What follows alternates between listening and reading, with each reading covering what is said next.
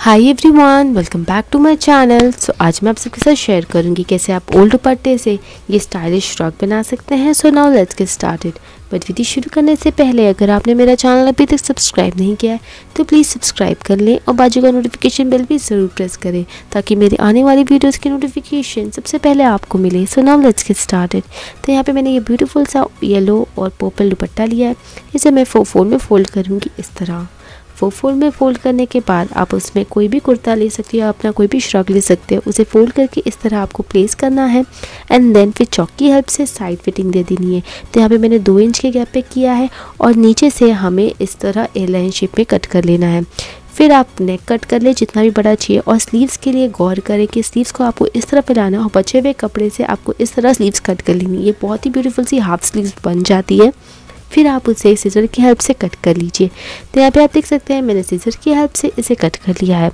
Cut करने के बाद ये कुछ इस तरह कमीज़ के शेप में दिखेगा और आप देख सकते हैं स्लीव्स भी कितने अच्छे से लग रही है, कितने अच्छे से ये कटिंग हो जाती है और पहनने पे भी अच्छी लगती है।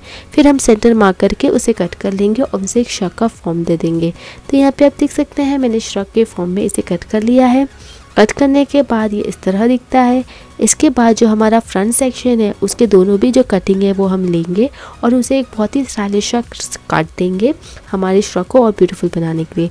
उसे मैंने इस तरह लेके फोल्ड कर लिया है और उसे मैं इस तरह का वी शेप दूंगी। तो सबसे पहले मैं फोल्ड कर लूँगी और इंच टेप की हेल्प से मैं 11 इंच पे मार्क करके उसे एक वी शेप दे दूँगी। तो 11 इंच पे ही मैं मार्क करूँगी पहले, फिर उसे मैंने वी शेप दे दिया और इस तरह मैंने ये ब्यूटीफुल सा कट कर लिया है अपने दोनों भी फ्रंट साइड पे। आप देख सकते हैं ये बहुत ही ज़्यादा प्रिटी लगता है।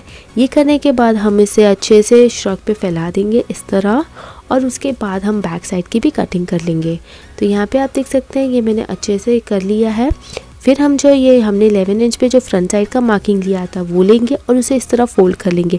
आप चाहो तो सेपरेटली भी कट कर सकते हो, 11 इंच आपको कट कर लेना होगा, पर मैं इस तरह फोल्ड करके कटिंग कर लूँगी बैक साइड का पूरा भी कपड़ा जो भी पीछे का है 11 इंच तक हमें उसे कट कर लेना है।